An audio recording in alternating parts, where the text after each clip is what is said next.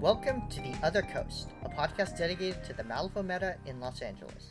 My name is Jeff, and with me are two other players from the SoCal meta, Jim and Colgan. Hey guys, what's up? How's everyone doing? Great. So, today's episode is the Malifaux Boot Camp, where we're going to take a deeper look at some of the basic concepts in the game.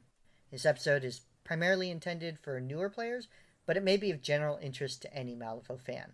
And, we would just like to emphasize that the three of us, we are fans of the game, we play the game, but we're not trying to, speak from the podium, right? This is just our thoughts on what works for us. Yeah, we're more speaking from the wooden spoon end of things. Yeah, well, sometimes it's just nice to win something. I think the first topic that we had kind of discussed we wanted to go over were the resources. Malifaux has a lot of different resources, and some of them are derivative resources or maybe sub-resources. But we had to find a way to kind of frame our discussion, and we hit on 5 major resources that we wanted to discuss. And those were models, actions, cards, soulstones, and pass tokens. So, Colgan, lead us off. And this might be kind of an obvious one, but, we'll start with the softball. What is a model as a resource? Yeah, so the models are basically going to be the guys that you hire into your crew. Mm-hmm. So, I guess as we mentioned earlier in Malifaux, the unique thing is that you're hiring your models in after you see the schemes and strats. Mm-hmm. So this is when you're going to be looking at your master. If you're a newer player, you probably only have one master. You're going to be looking at your keyword, maybe what models you have, and try and pick out which ones you think will match the strat or the scheme. So if you're like in a killier strat like public enemies, you would be looking to take maybe slightly tougher guys, or at least maybe a few more beaters than normal, just to make sure you kind of have the killing power you need to secure those strategy points. Right. And then, on the flip side, too, the models, they're a resource to you, and they're also potentially a resource to your opponent, right? For instance, in public enemies, your opponent scores those bounty points depending on their cost. So the enemy is going to probably look to preferentially target the highest amount of points he can score in the most efficient manner. Right. And, at the end of the day, this is a game about plastic soldiers.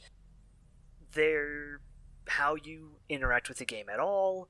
So yeah, they're your resource. They're like the pieces on your chessboard. They are the pieces on your chessboard. And sometimes you do need to be able to use a model in a way that will leave it exposed or could result in its destruction and being removed from the table if that scores you victory points. Because at the end of the day, you win by having victory points, not by having models left on the board.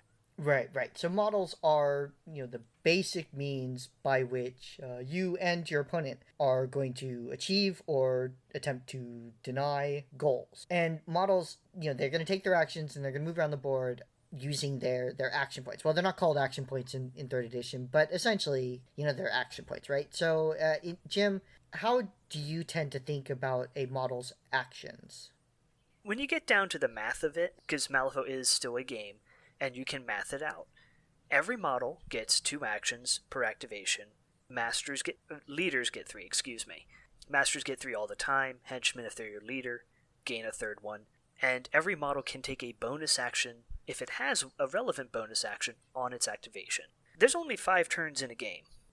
So if you do 2 actions per activation and 5 activations, assuming you don't die, every model starts the game with a pool of 10 activations, or 10 actions you can take between the start and the end of the game. That's all you get. So really, if your average crew size is 7 to 9 models, you only have, ballpark it, 80 actions that you get to take over the course of a 5-turn game. And that's, again, if your opponent takes 1 action that kills a model, they're denying you 5-8 actions towards scoring your victory points. And when you look at the game that way, certain abilities on cards and certain bonus actions and certain triggers become a lot more desirable. Take Flurry, for example. That's a common ability on the front of cards. After resolving an attack action with the claw symbol for melee, you can discard a card and take that action again. This lets you get a free, air quotes, action, and if it's on a model that has a melee attack, it's probably a good melee attack. So now you can do what you want to do better, or you can do more of what you want to do with that model. So if I'm taking a model and has flurry, I'm going to look at applying it in a situation where I can use that to generate more actions. Right, right. I'm really pretty disappointed to hear you say that Malifaux can be mapped out. You know, I was that kid in math class saying, I'll never have to use this. And Yes, it well, turns out math is still with me despite my best efforts. it's okay. So, We don't have to tell you the airspeed velocity of a coconut-laden swallow, but what we can say is that your actions on your models are what you are using and spending to either score points or deny your opponent's points. And Colgan, a lot of these actions require the use of another resource that we have, cards. What do you think about cards and card management? Yeah, so this is something I see a lot of newer players struggle with, is really understanding, I guess, when you should be cheating in cards from your control hand, and I guess how to think about your statistics and use of cards in general. So one thing I see is a lot of players, they want to think that having a handful of severes is kind of like the ideal hand going into any kind of turn. mm-hmm. And for me, it really depends. Most crews you have are going to have some simple duels, like tactical actions that only need like a 5 or a 6 to go off. Mm-hmm. And the thing you need to remember is every card in your hand is a card you don't have in your deck. So if you have a handful of severes, but you need a tactical action to force someone to drop a scheme marker or get a leap off, for example, you don't want to be cheating in like a 12 or a 13 in order to pass that test, because that means later on down the line, you're going to be flipping like a low 4 or 5 when you actually need to hit or do some damage to a model. Right, right. You know, so in terms of your control hand, one thing that I sort of struggle with is if I get the Black Joker in it, how long should I hold on to it? You know, so do you guys kind of have a rule of thumb of what you do with the Black Joker? You know, do you drop it as soon as you can to, you know, to be able to redraw that card slot? Or will you sit on it to guarantee it doesn't appear in the rest of the game? For me, I will hold on to it as long as possible. Best case scenario, I can hold on to it until the end of turn 4 and then just drop it at the top of turn 5 just to know I'm never going to flip that thing. Because there's nothing worse than having like a bonus action where you just need to, you know, pass like a simple duel and you flip the Black Joker and then all of a sudden it doesn't work. Like playing Hamlin and his unclean influence trigger, which gives you so much action efficiency.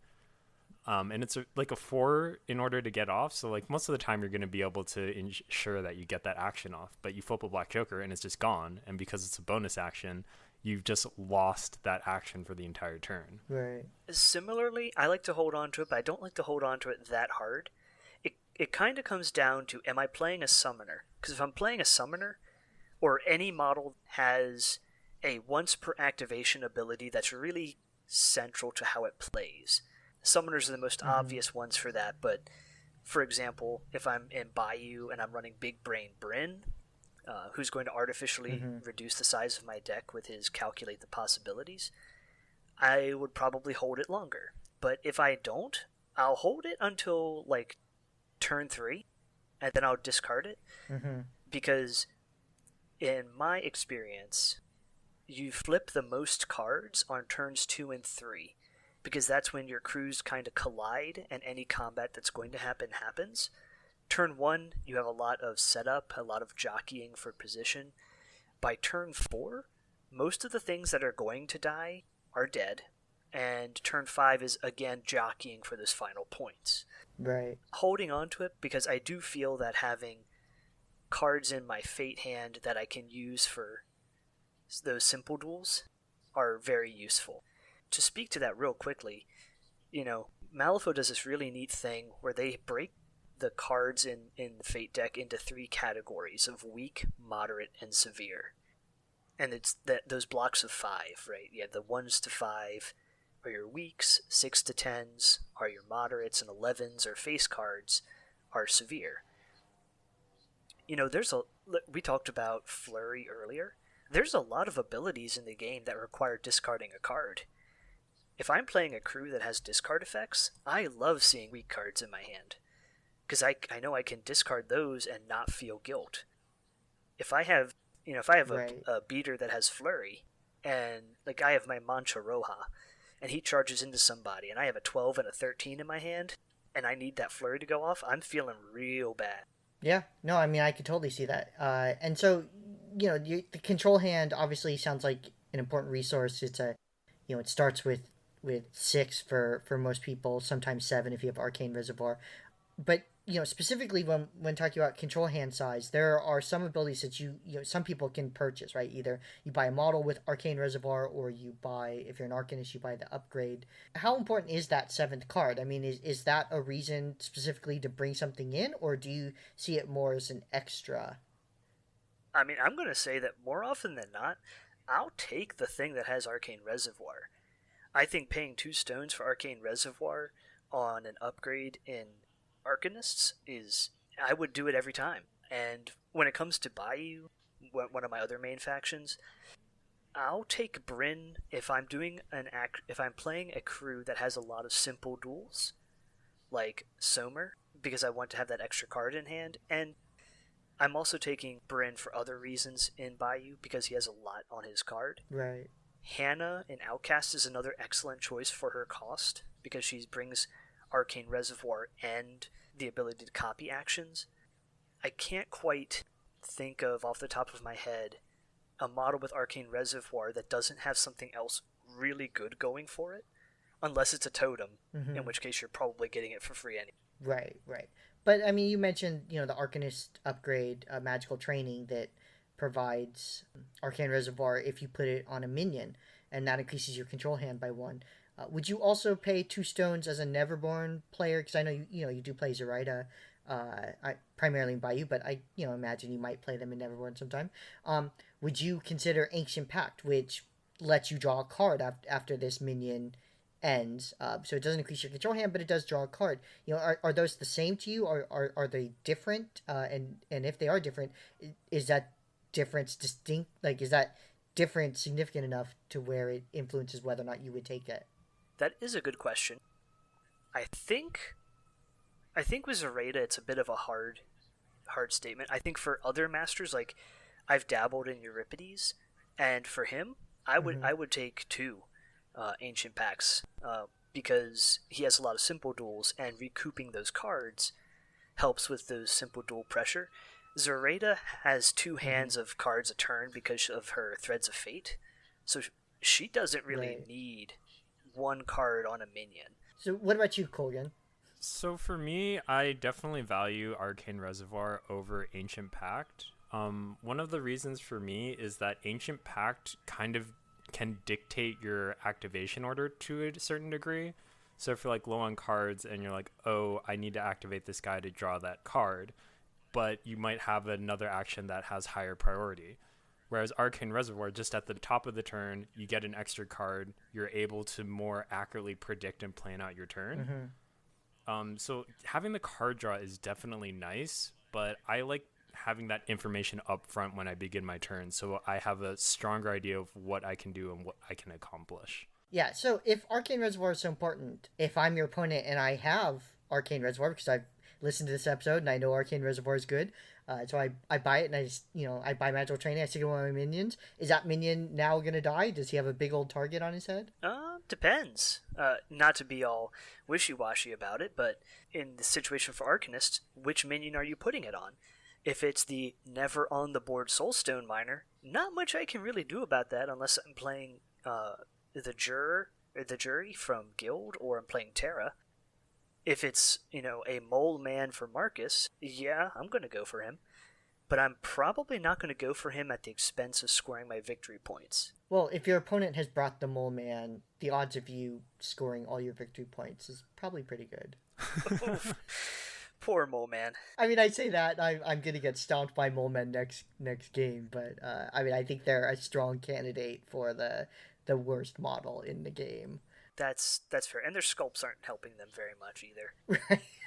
Those teeth.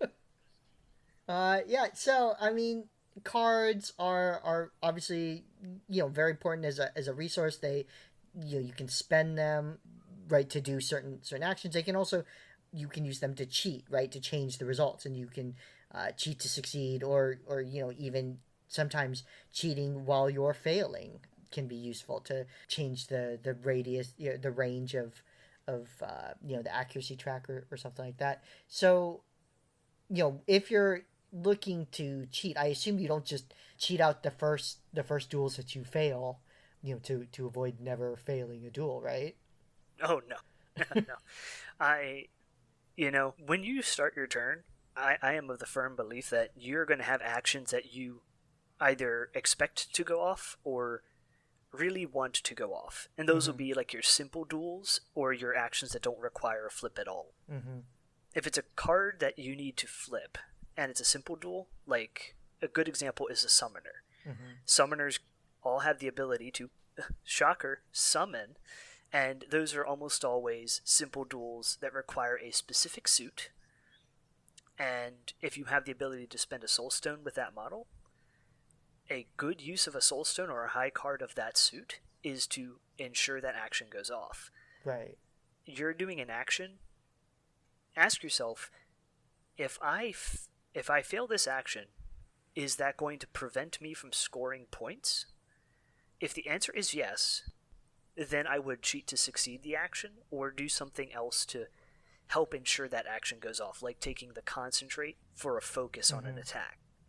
Counterwise, if my opponent attacks my dude, my little Bayou Gremlin, and my Bayou Gremlin, is hit, and I theoretically could cheat to avoid the hit, I have to think, what else can that card do for me? Right. Sometimes it's okay to let your models die, just like it's okay in chess to let your opponent take your pawns, if in return you can take their bishop. Right. Yeah. And one thing I think I see a lot of newer players do is, they get a straight flip on damage, and they immediately cheat in the severe for the big hit, right? Whether or not it's necessarily all that important to apply that much damage, or if they might need that card for an action later. But so Colgan, at the start of the turn, you draw your control hand.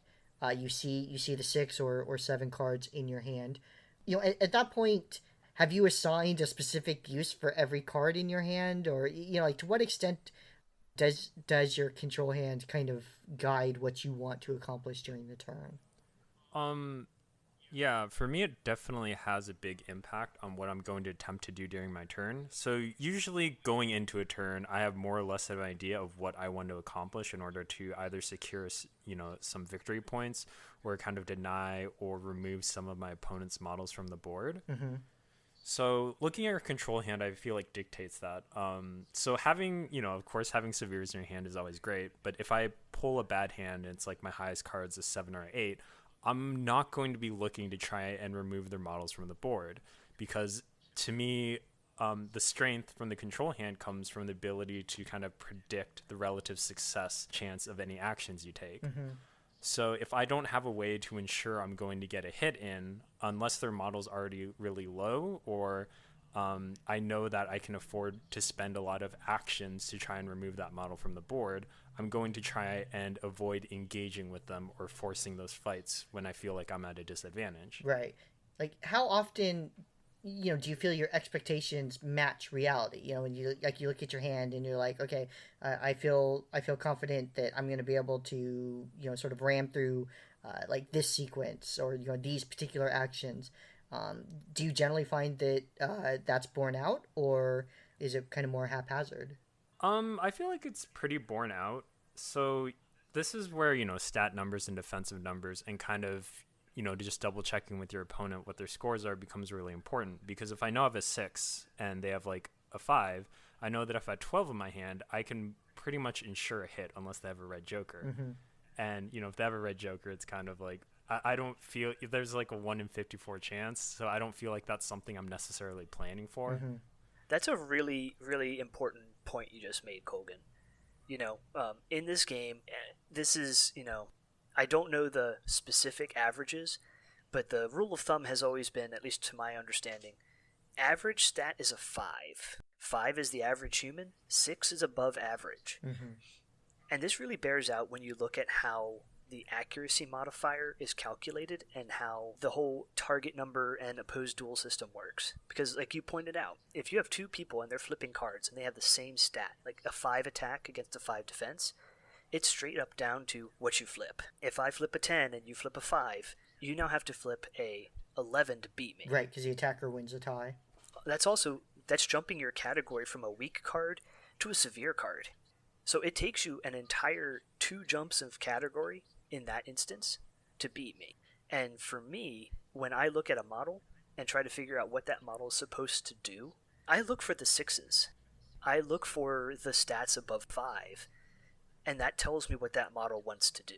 Right. So yeah, when you have a higher stat and you're flipping in an advantage, you're shrinking the range of cards that your opponent can flip or cheat to succeed in the duel, right? And since the attacker wins ties, that increases the, even between models of even stat, the attacker will have an advantage. And in fact, one use of sort of the moderate range cards, your 6 to 10s, that I found effective is when I have the advantage in a duel, the stat advantage, but I am currently losing the duel. I will frequently decide to cheat in, sort of a mid-range card, especially, like a 7 or an 8.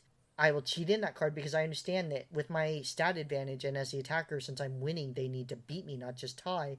All of a sudden, they either need to allow the duel to succeed, or they need to cheat in a much better card than I've used. And so, if I get rid of a 7 and they have to get rid of a 10, I mean, I count that as a win in my book. That's fair. There are triggers that are all about forcing your opponent to discard a card, and in that sense, you've kind of, quote, cheated for a non-built-in trigger to make them discard a card and take no damage. That's a catchy quote. We're going to see it on dust covers. Oh boy. Yeah, speaking to that's another thing that I feel like a lot of people, you kind of get tunnel vision when you're playing the game. You don't think about overall card efficiency or actually what your opponent's thinking. Mm-hmm. So there'll be a lot of times where when I'm playing against a player, I'll be throwing out an attack, not necessarily because I really want to kill that model, but it happens to be like, I guess, the most efficient use of that action rather than like moving somewhere else or, just trying to remove some activations from them. Mm-hmm. But, I'll hit in with like, it'll be like a really low stat. Like maybe I'll flip like a 4 and they'll flip like a 3. Mm-hmm. And they're like, oh, I don't want to get hit. So they'll cheat in a 13. And it's just like, okay, this is great for me because I didn't really care about this duel in the first place. And there's a lot of situations like defensively too. Like for me, my favorite thing to do defensively is if it's kind of a low duel and I can beat them by just like 1 with the card in my hand, it's like, okay, I can cheat in a 6 and I can beat their attack by 1. And then them having to cheat in like a much higher card, or I get a sense of what cards they actually have in their control hand. So if I cheat in like a 6 and they're like, I want this to go off, and they cheat in a 12, well, I know that in the future, when I'm taking duels later this turn, they're much less likely to be able to cheat in higher. So I can start going in with lower cards or have a better idea of what my success will be based on which cards I have in my hand. Right. Now, Jim and Colgan, it sounds like these high cards, they're really at a premium to ensure that you are going to be able to succeed in the things you want to do. But of course, they do have other uses too, right? I mean, you can use them defensively, and you can also use them to cheat in damage. So when would the two of you look to use your high cards for cheating, defensively and then for damage? Well, I mean, for me, this is a common refrain. If my opponent is going to spend the resources to attack my guy, hits my guy, how many resources are they spending? And is it going to cost me victory points? Like, I'm playing Bayou, you're attacking my good old boy, and if you kill my good old boy, then I'm not going to be able to score my scheme, or you're going to get your public enemies bounty points. In that case, sure, I'll cheat to deny, or buy you 2 card to deny, but that's kind of cheating. At the same time, if you did a focused attack and I can cheat to avoid it, now I've denied you 2 actions worth of abilities. Mm-hmm, mm-hmm. Because you spent an action to focus and you spent the action to attack. Right. If I have a model that can heal, or a model that has Demise Eternal or Hard to Kill, or any of those defensive things where I can heal up after you hit, I might be inclined to let you take the hit as long as I will survive, and then I'll just immediately undo your action. Mm-hmm. What about you, Koyami? Do you see it kind of in these resource terms that Jim does, or do you have like maybe a slightly different criteria? I do see it in the same way as kind of like how many resources am I expending to save this model versus how many resources they're spending. Mm-hmm. So there will be times where it's like I could cheat in to, I guess, dodge this attack or save this model, but overall within what I'm trying to accomplish, it actually isn't worth it to me, or it's not worth the resources I'd have to dedicate. So maybe say over here, I want to make sure I can get in these duels or ensure this hit on one side of the board. I might just concede another part where I already feel like I'm weak or I've lost. Mm-hmm. Mm-hmm. Right. As far as you mentioning like cheating whether to hit or to do damage, I found recently for me I very rarely cheat on damage. So I'll only cheat on damage if I know that securing like a severe will kill it on that action, Mm-hmm. or if I can like sneak it down low enough to kind of sneak past the hard to kill wall. Because in general, like I'll definitely cheat in like low moderates to go from a weak to a moderate if I'm able to. Mm-hmm. But cheating in a severe for a lot of damage tracks, and that'll also be a factor, the damage track of the model, it doesn't necessarily feel worth it to me. It's like, okay, I've already gotten the hit. I'm doing a week of, say, 3 damage. Do I really want to cheat in, like, an 11 or 12, which could ensure me a hit on another attack, just to add 2 additional damage? Because, like, most of all, I feel like it's not worth the trade. It's like, okay, I'm going to trade in a surefire hit on your model in order to do, like, 1 less damage overall. Right. And Jim, do you agree? I really like to do the math on the attacks, because math is fun, kids. You have spiky damage tracks and you have flatter damage tracks. So take 2 beaters, and for example, one beater would have a stereotypical beater damage track of 3, 4, 5, like Cornelius Bass. And then let's take another model from another faction, Sadir Ulchabal from 10 Thunders. He has a gun with a 2, 3 blast, 6 blast. If I'm playing Bass, I would rather get 2 hits, because 2 hits at min 3 is better than 1 hit at severe 5, like you just pointed out, Colgan. If I'm Sadir, I'll take a focus action and take a focused shot on something, because 2 attacks at minimum 2 is less than 1 attack at a straight flip most of the time for a 6. Because the way the math works out, when you attack someone, unless you have a 6 or better difference in your stat, which means your opponent flipped a weak, you flipped a severe, more often than not, you're going to be on a negative twist from the accuracy modifier to damage, and that means you're really not getting outside of moderate damage most of the time. Mm-hmm. Because a third of the deck is weak. Excuse me, there are 20 cards, 5, 10, 20 weak cards in the deck, 20 moderate cards in the deck. The Black Joker is special, because Black Joker does 0 damage. Right. It is, by the rules, though, a weak card, I believe. Fair, you got me there. So there are 21 weak cards, there's 20 moderate cards, so you have 41 out of 54 cards that are going to keep you in that weak to moderate damage track on a negative twist to damage. Mm-hmm. And with the presence of things like hard to wound, concealment, cover, it's very easy to look at attacks and reliably say you're going to get that weak damage. Focus gives you a positive on the attack flip and the damage flip of your action. And unless your opponent's behind cover, or you have an ability to ignore cover, then that focus allows you to get that straight flip on the damage. And so then if you have that spiky damage track, then I would cheat the damage flip. Yeah, so in the short answer to your question, what does more damage? More hits or taking a focus shot? And that's going to be dependent on your damage track. Right. So, I mean, in a way, cheating in a high damage card kind of justifies or validates the focus, right? Because focusing gave you this potential to move the damage from a negative flip to a straight flip, and that capability is what allows you to cheat in the severe. So you kind of get extra value from the focus, or at least you maximize the value from the focus. Yeah, one thing I just want to tag on to is something I see a lot. The having a plus flip on your first duel, I think, is actually super strong for reasons people don't necessarily think about. It's like, sure, it gives you a better chance, but for me, it's like I get a chance to just burn weak cards out of my deck. Mm-hmm. Like if you get like a 1 and like an 8, for example, and you're still able to hit, you're never going to flip that 1 on any duel. Like it's just gone from your deck for the rest of the turn. So the more plus flips you can get during a turn, for the most part, you're just increasing the overall quality of your deck, because anytime you hit a weak card, you're just kicking it out. Right. And as you know, as Jim mentioned, most of the deck is weak or moderate, right? And what you'd really like to get to is your severes.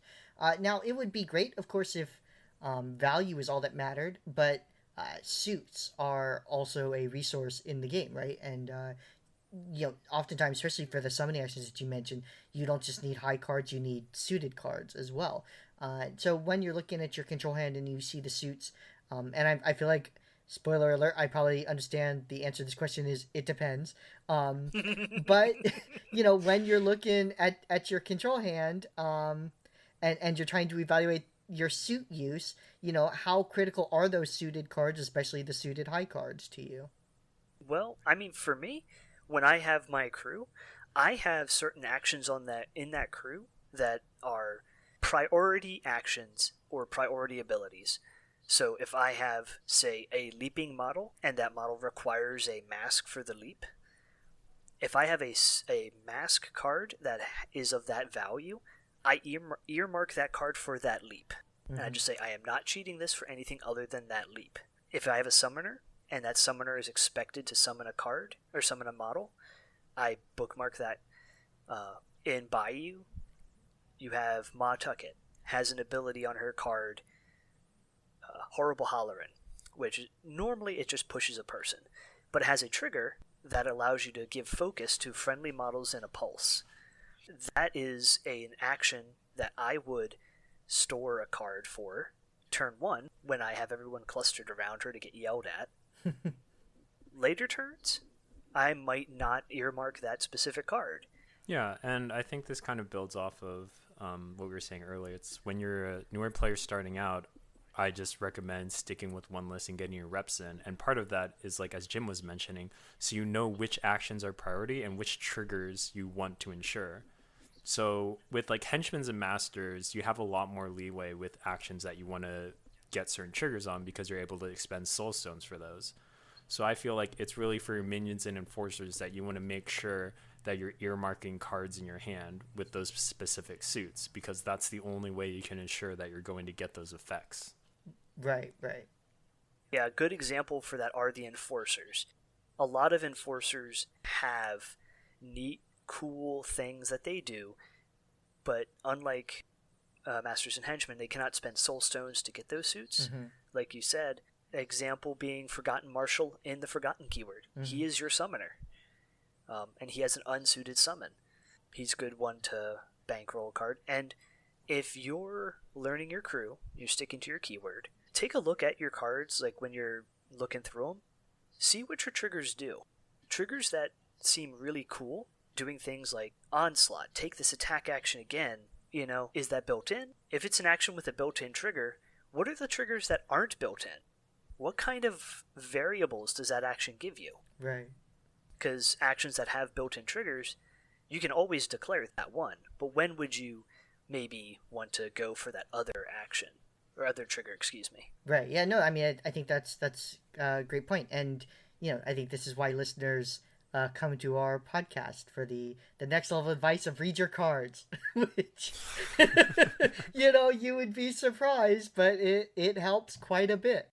I say that as someone who has actually not really closely read cards, to my detriment.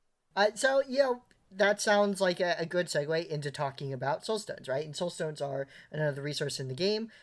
When you hire your crew, leftover soulstones that you don't spend, you take into the game to use, to reduce damage, or before a flip, a master or henchman can get a plus flip, or they can get a suit, or you can use it when you draw your cards of your control hand. You can spend a stone to draw 2 more cards, although that doesn't increase your hand size. So you're filtering your hand. You're choosing 2 cards to keep and then 2 cards to throw away. So this cache, I guess first we start with Jim, Colgan. Do you guys intentionally leave unspent stones, and if so, like how many, and why would you want to do that? Why wouldn't you just buy more models? Oh, I absolutely. I like to have 5 stones to 6 stone as an average for most of my crews. For summoners, I try and have a few more stones because summoners are going to make up the difference in models turn 1 with 1 stone. Mm-hmm. I think that stones are incredibly useful as a resource because they fundamentally break certain rules of the game. We're talking about triggers, and suits are required for triggers. Well, a lot of the models that have very impactful triggers are going to be your masters and your henchmen. And what do you know? If I have a master who has a trigger that gives me a really powerful benefit, and I'm stuck with, I need a 10 or higher for this action to go off. Well, if it were normally, that's the 10 of masks, 11, 12, 13, that's 4 cards in your deck plus the red joker, 5. Add in soulstones, suddenly you're adding 4, 8, 12 more cards into the viable pool of cards that can get that action to go off. So now you're looking at 17 out of 54 cards that you can use to successfully use that ability. So soulstones unlock certain actions on certain models for purposes of triggers. I also think that taking soulstones for card filtering is a good tool for anyone. Turns 2 through 4. Right. Because that's when the most cards are being flipped and the most action is in an average game. So having the ability to have your hand be that much better on those turns is really nice, in my opinion. Right. What about you, Colgan? I mean, I assume your answer is going to be similar to Jim in that, yes, of course, you take a cash. But, if you're going to surprise us, feel free. And if you do take cash, like how many are you looking to bring and, why? Yeah, so shocker, I do agree with Jim on this. I generally take a cache of between 5 to 7 is what I'm comfortable with in most crews. Mm-hmm. Again, with the same thing, summoners, you want a little bit higher because you're going to be summoning in those models. Mm-hmm. For me, the strength from the soulstones is just in the flexibility of it. So during the course of the game, you can kind of switch like, oh, do you want to, filter out bad cards from your hand at the start of the turn? Do you want to negate damage? Do you want to increase your offensive capabilities? Mm-hmm.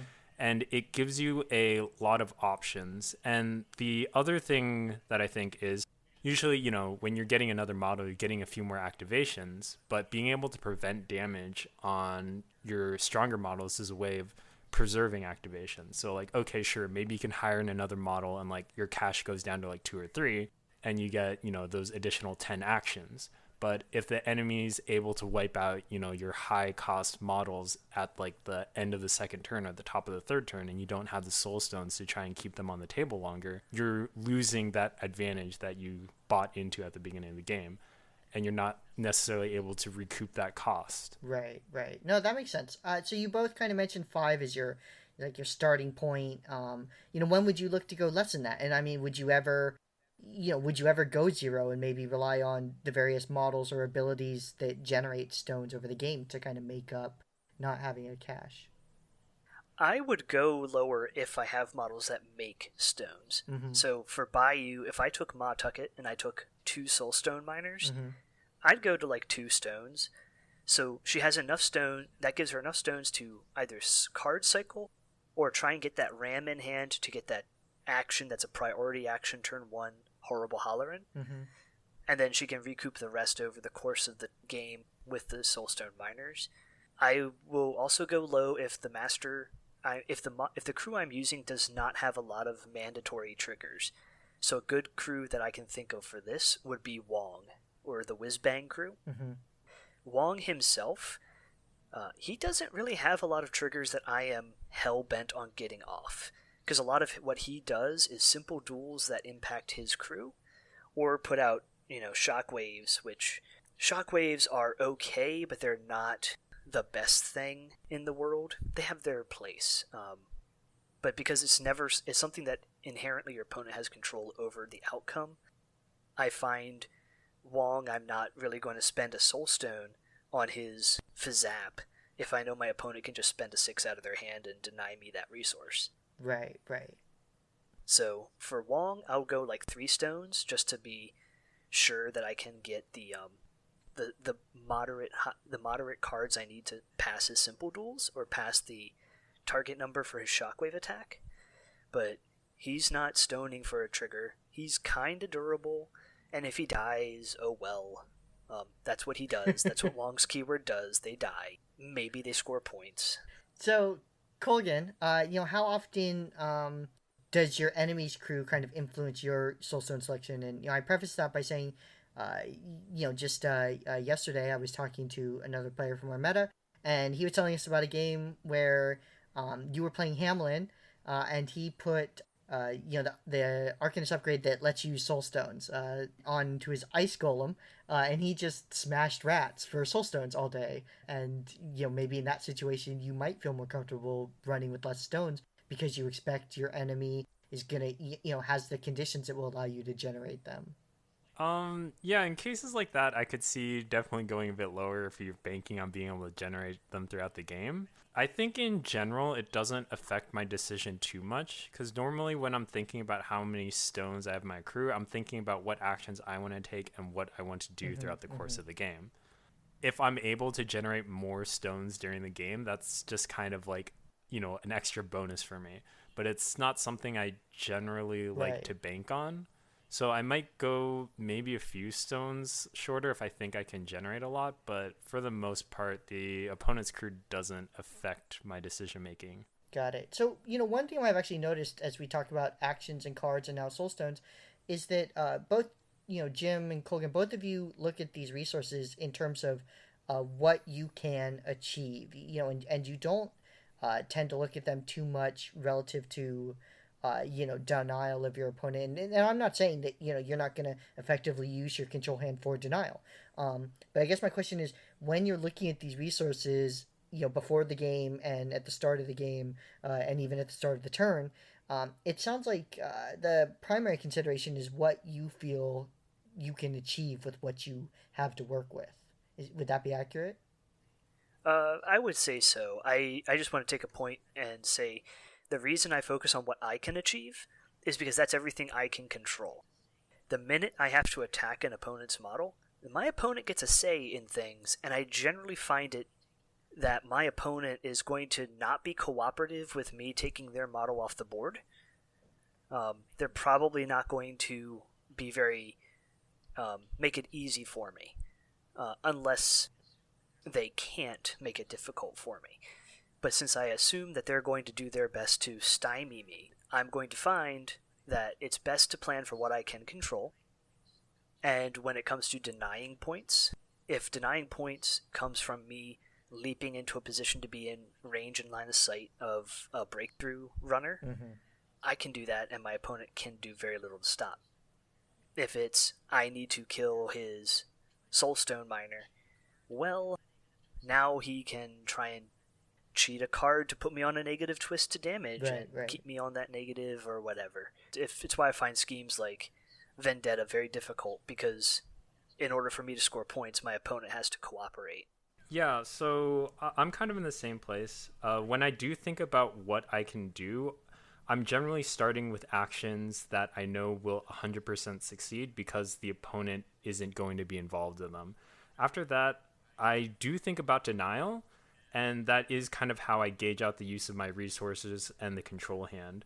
So maybe, for instance, I can jump in one of my tar pit models just to eat up activations by engaging some of their scheme runners and forcing them to disengage, or have to dedicate resources or like reroute their beater units to try and push or kill that tar pit before they can actually take the actions they want.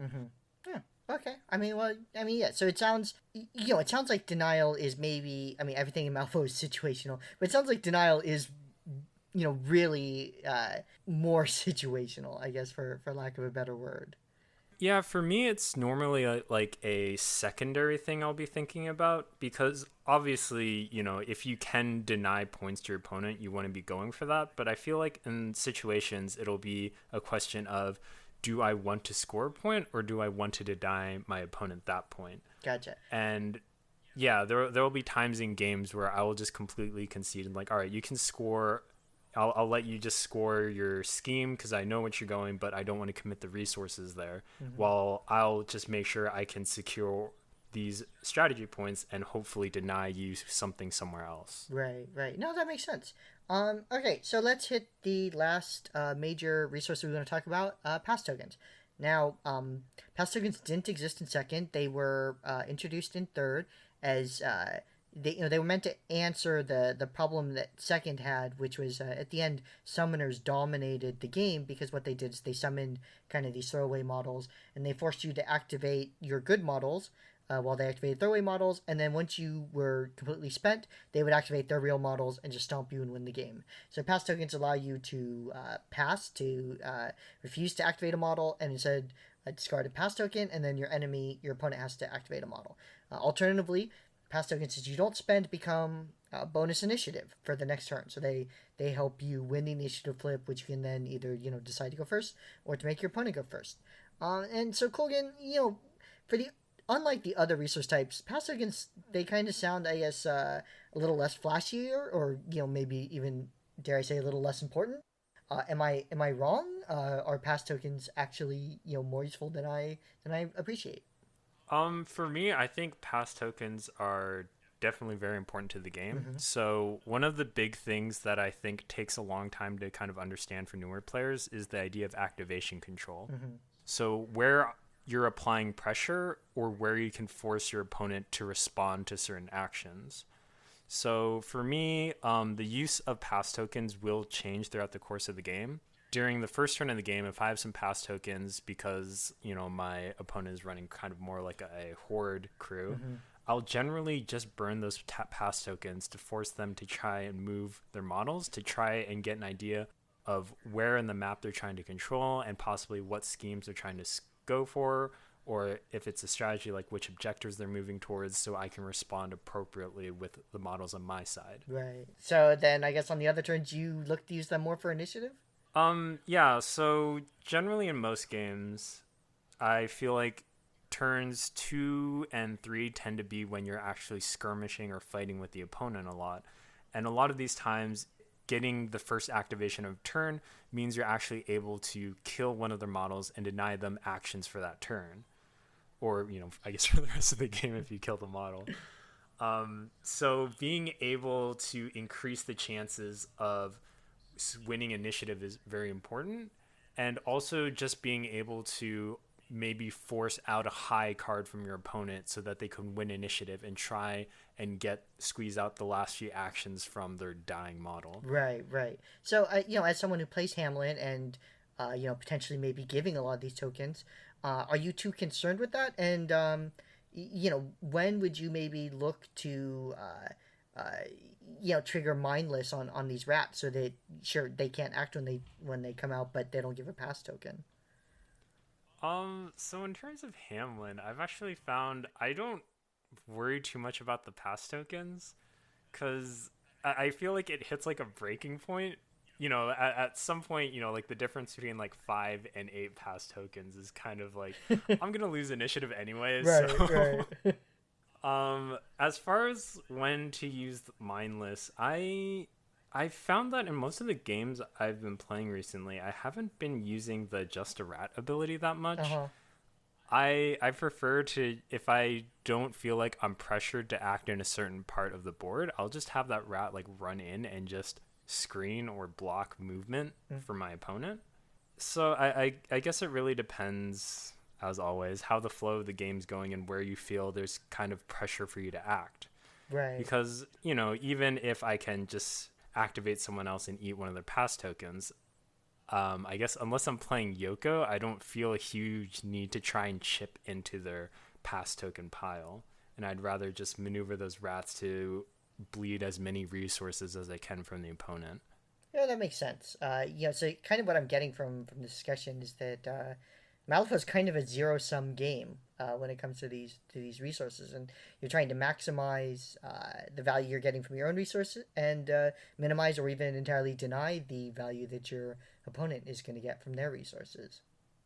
Yeah, I feel like in Malifaux too, there is also a lot of I guess, interconnectedness between all the resources. Mm-hmm. So, you know, I might be okay with giving my opponent more pass tokens if it means I can deny actions or force them to kill rats and improve the quality of my card hand. Mm-hmm. Or, you know, opponents, or, you know, your models with high stats is really great for dueling, but if you don't have the cards in your hand to ensure those actions go off, it doesn't really help you that much. Right, right. Yeah, I mean, that makes sense. Well, so Colgan, I think this was a really good discussion of, kind of some of the major resources as we see them in the game. I hope, our listeners enjoyed it. If you did enjoy listening, please consider giving us a like, a comment, a share, or subscribe. We love all feedback. If you want to send us hate mail or email, that's fine. If you want to let us know some other things you think we could be talking about, if you think we're wrong or idiots, or if you think we're doing a great job, we would just, we play down here in Los Angeles. We would like to be a part of the wider Malifaux community, and that's part of why we're doing this podcast. And so that's also why we hope you'll give us some feedback in terms of how you think we are doing and what you think of what we're saying. And if you'd like to support the channel through PayPal or Patreon, there'll be links for those in the show notes as well. And until then, thank you for listening from myself and from Jim, who unfortunately had to cut out early quite briefly. And so yeah, and Colgan, you want to say a few words? Thanks for listening, guys. And yeah, if you have any comments, please let us know, because we're always looking to